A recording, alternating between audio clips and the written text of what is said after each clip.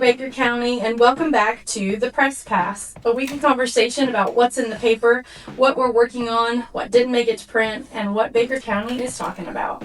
I am your host, Elizabeth, along with Jessica Pravat, our publisher here at the Press, and Joel Addington, our editor. All right, let's get into it. So our icebreaker question for today is the 4th of July is coming up. What events or activities are you guys looking forward to doing this year? Gosh, there's a lot going on. Yeah, take your pick. It's really probably going to be on how many things you have time to get to. Because, I mean, at least locally, there's going to be the Chambers Independence Day celebration Saturday night. Friday. Friday night. Friday. From 6 to 9. 6 to 10. 6 to 10. Yeah, they're changing things up. New leadership has really kind of changed that up. They've had a big ad in the paper the last 2 weeks and have another one planned next week. And we've got an article that Liz wrote for next week kind of expounding on the changes. But it's still at Memorial Park. Yep. But it's Friday night. It's only going to be 6 to 10. The name of the band is very interesting because they're going to have a live band, and I think it's called Y'Alternatives. My interest is piked. Let's put it that way. Peaked, piked, whatever. I can't wait to go check it out. And I mean, and the fireworks show, between what the Chamber does, which Phantom Fireworks, full credit to them. They donate the fireworks for that event. They put on a really good show. And so, I mean, this year, the fireworks go off at 9 o'clock and then everybody scatters. And, I mean, vendors have packed up beforehand, but they're planning on having the live band until 10. So yeah, if the band's playing after the fireworks, I guarantee people are going to stick around for the show. And then Saturday night on July 4th is the Shoals Harbor fireworks show. Also live music, from what I understand. Probably more of a gospel tone to that. But. Yeah, and the American Legion has stuff during the day for kids. Yeah. If you want to bring the kids out to a family-friendly, kind of fun event with games and activities and stuff, take them to the American Legion during the day Saturday too. Yeah. And then fireworks again Sunday night. That's it. I mean, I'm looking forward to fireworks and food and fun stuff Friday night, then probably our annual Harvey July 4th party at my mother's house with food and all the good stuff. And then we're going to leave the fireworks to the professionals for the most part and probably come back in Saturday night for the Shoals Harbor show.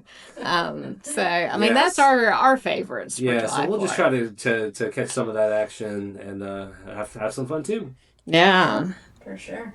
All right, so let's start with everybody's favorite topic in Baker County, the boat ramp. I feel like we need dramatic music here.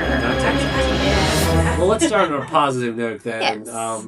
Is it your understanding that you can actually access the boat ramp? I mean, you can go down the boat ramp and get into the water and splash around if you want. It's not, the dumpsters are not blocking the way anymore. Is that correct? I honestly haven't been out there. It seems like I did see some people saying they had been moved so you can get down to the water. You obviously can't launch a boat because of the state of it. But shout out to the folks that have been cleaning up out there too. I've been seeing that too on social media.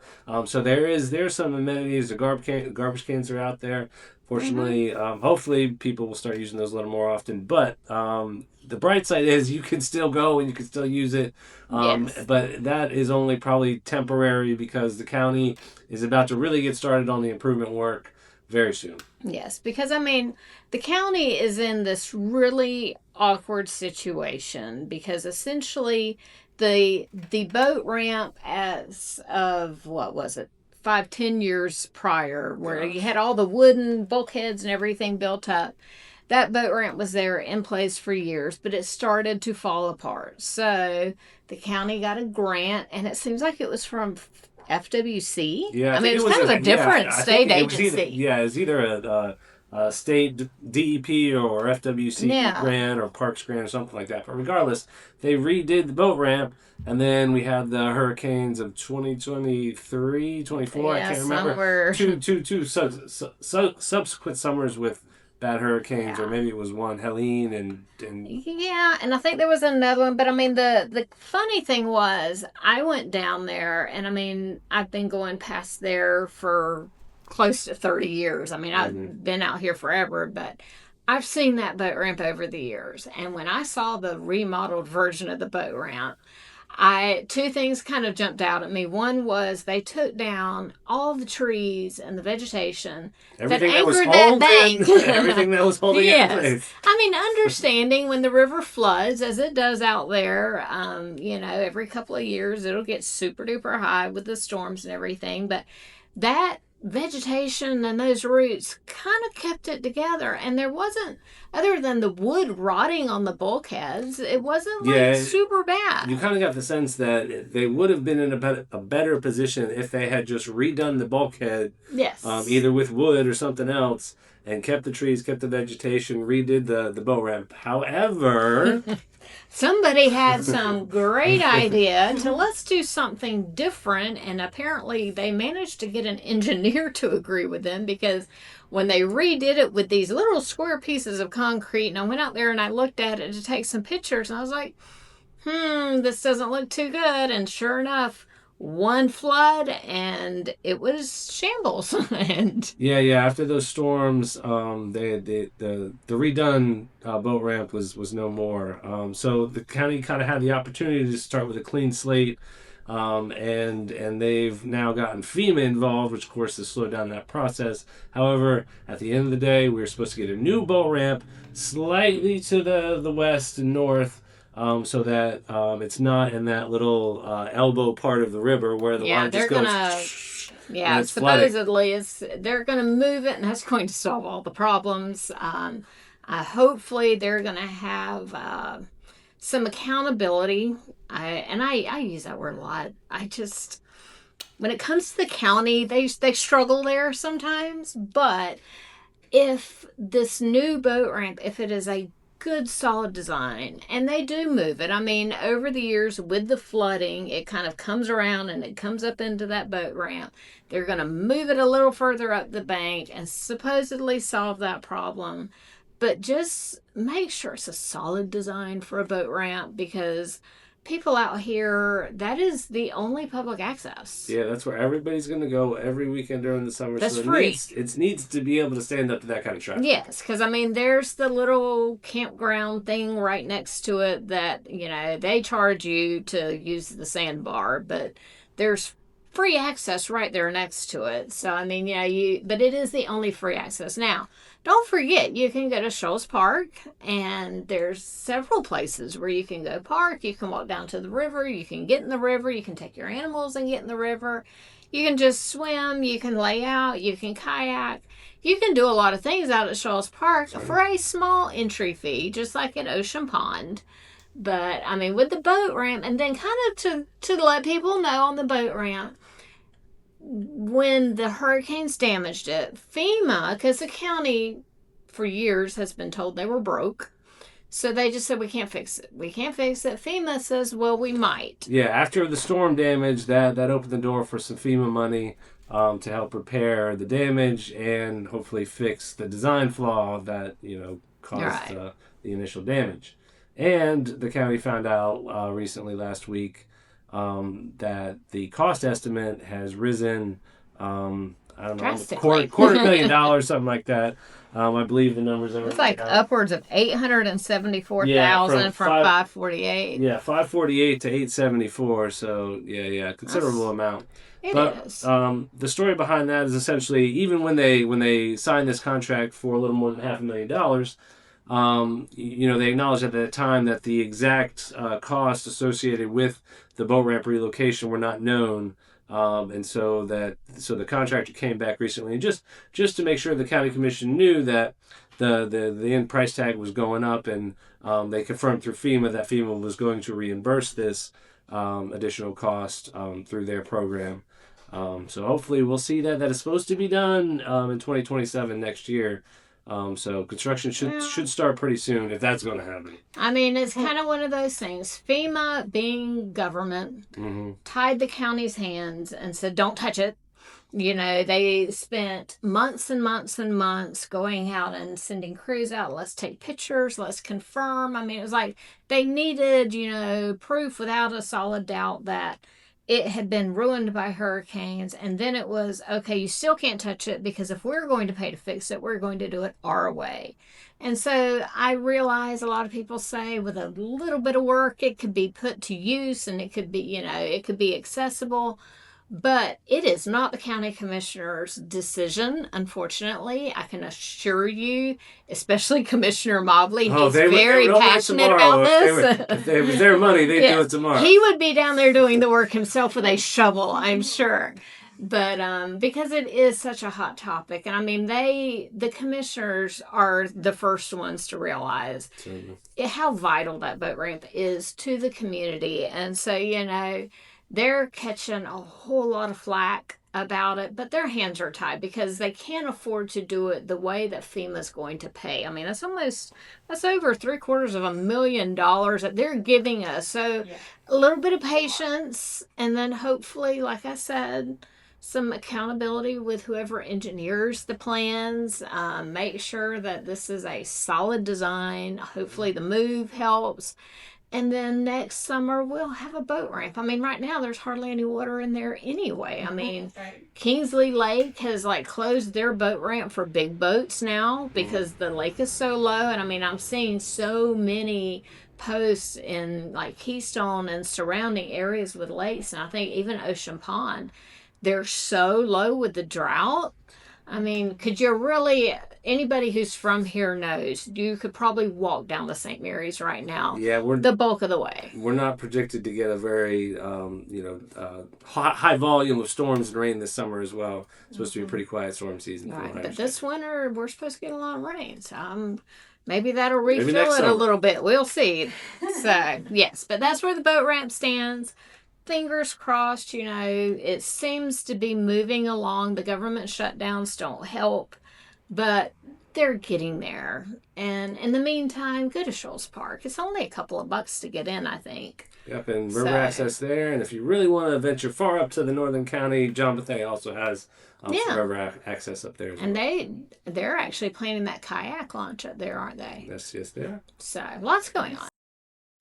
All right, so I know last week we talked about this as our main story, but we've gotten a little bit more details about what the sheriff's office is requesting as far as for their new software. We know that now that they're asking for around $791,000 to replace an old record system with a new one that's by Tyler Technologies. So I know Joel's been digging into this a little bit. What do you... Yeah, initially we only knew the price tag. We didn't know exactly what it was for, but really early in the editorial process last week, we heard from the sheriff's office, who had sent a letter to the county commission, and county manager Sarah Little giving more detail about what that money was needed for. And that would be, as Elizabeth mentioned, a software document management system. It was dubbed county-wide, but by county-wide, the sheriff's office really meant geography-wide. The public safety system in the county works county-wide. But at any rate, the system would include the sheriff's office, fire rescue, dispatch, all those public... It's even the property appraiser's office. Yes, with because... the GIS mapping. Yeah, because the property appraiser's office assigns 911 addresses, which is what the first responders respond to. They are also involved in that system. But anyway, the company behind the system is Tyler Technologies. They're a very old company in terms of they've been around for decades, founded in the 1960s. They are publicly traded, which means if you want to own a piece of this company, you can go buy it tomorrow. And the stock price, I looked that up, it's in the mid 200s, but that's down about 50% in the last 5 years. The company has had some legal troubles in recent years, which probably explains the share price dip, in terms of they had a data breach, which led to some legal issues. They obviously hire a lot of software engineers, and some of those engineers said they weren't paid for overtime, so they sued them.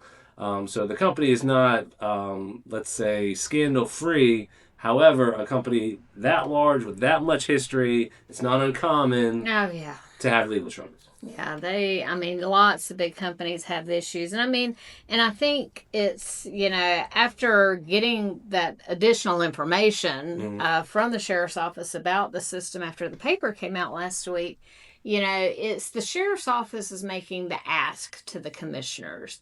But because it is kind of shared amongst the property appraiser's office and fire rescue, I mean, it would be kind of fair to say they're all responsible for a piece of it because it all works together. And I mean, I went on their website. I, briefly kind of scrolled through. You're kind of a techie. What did you think? Well, I mean, they have their fingers in a lot of pies, but it definitely seems like the public safety, what do you call that? The sector, yes. That's something that they have a lot of solutions for, because that's what every company offers. Yeah, is a solution for your problem. They solely deliver, products for government clients like sheriff's offices and so forth. So, I mean, it's definitely looks like they're not, the new kid on the block. Like I said, I think, the sheriff is the one making the ask. But it does benefit more than just the sheriff's office, but that kind of leaves the ball in the commissioner's courts in terms of, are they going to say, okay, then here's the money, let's do this. Yeah, and from what I understand, at least not yet, this was not a competitively bid procured system. Yep. Okay, so it was tested. Sheriff says he brought in, basically all these different government offices to test the system, and they liked this system as compared to others they used and tested and looked at and evaluated. But I'm sure one of those commissioners is going to ask about that procurement process. Yeah, because I mean, it does seem just in the best interest of taxpayer dollars, Why don't you? Because I thought kind of the general rule was if it's over a certain amount, they have to bid it out. Yeah, and it's not like there are not other companies that provide these same systems. Right. I mean, it's, I do understand, I guess, when you're dealing with sensitive type information, obviously, you want to go with tried and true, but on the flip side, there's definitely more than just one. So, I mean, it's... more to come on that story. Yes. Certainly, commissioners have yet to even address it publicly. So I would expect that very soon. Yeah, I mean, because they've got obviously, we discussed last week, budget discussions coming up. This year, they've divvied it up. So I'm sure when constitutionals, I think, are first up. So when they go up to the podium in July and make their ask...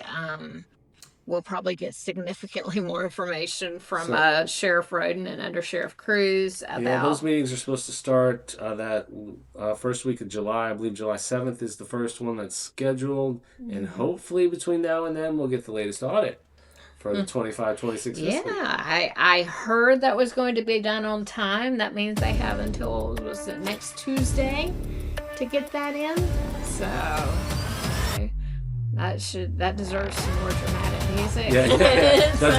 We'll be looking at that for next week. You just need like an ongoing drum roll.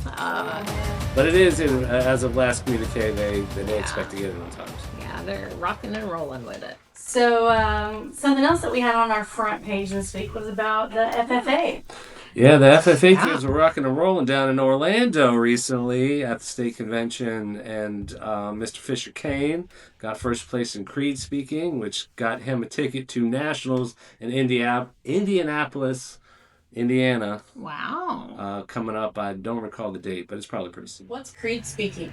Creed speaking is public speaking, but public speaking specifically about FFA, agriculture, leadership in agriculture, and how FFA impacts those areas. And I mean, obviously, he doesn't have a problem being in front of a crowd because he was playing his guitar. Yes, he was. In front of a big crowd. And I mean, that FFA convention is a huge to-do. Yes, I mean, we do very well. I mean, our middle school and high school FFA programs, which we're a rural county. I mean, we just... FFA. It's in the blood company. Yes. I mean, the families out here.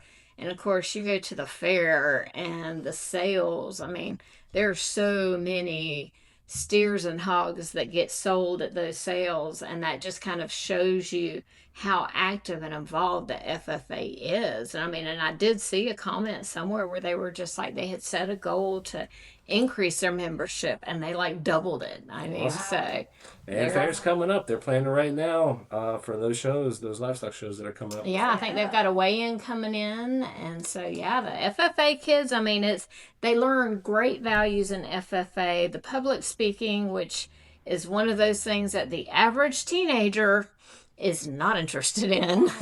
Even the average adult, for that matter, is not much into the public speaking, but it's so valuable. And I mean, FFA teaches them those leadership things, and just having dealt with some of these kids at events and stuff like that, I'm always impressed because it's a great club. It's a great program. We have, great adults in charge of it.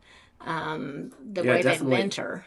Yeah, interviewing some of these kids, they're awfully the sharpest, smartest kids in their classes. So it's always a pleasure interviewing. Yeah, so we're super proud of them, and best of luck to Mr. Cain as he goes on to nationals. Yeah, we had a lot of other kids, too, that scored 2nd, 3rd, 4th, 5th in state in a lot of other areas. So check out that coverage this week, too. Yeah.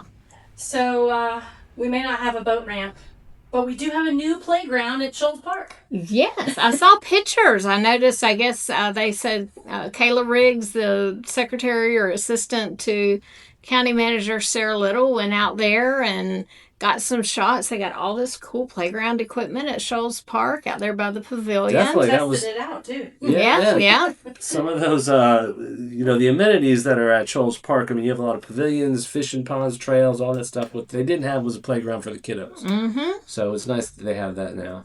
Yeah, having been out there twice now, and I mean, as long as we've had Shoals Park, I'm sad to say that's the first 2 times I've ever been out there, but I got to go on the non-ATV side, and then I got to go do a trip on the ATV side and see all the trails and stuff.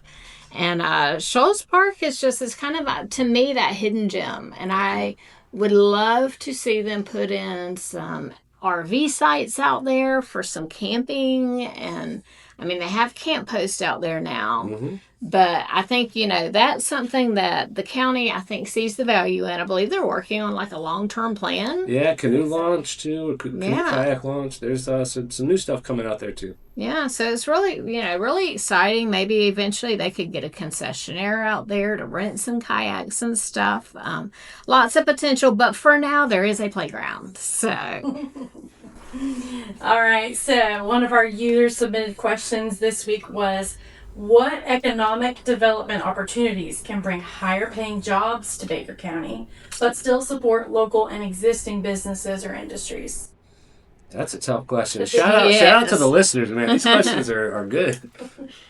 I would almost put money on who may have asked that. But I think I know that.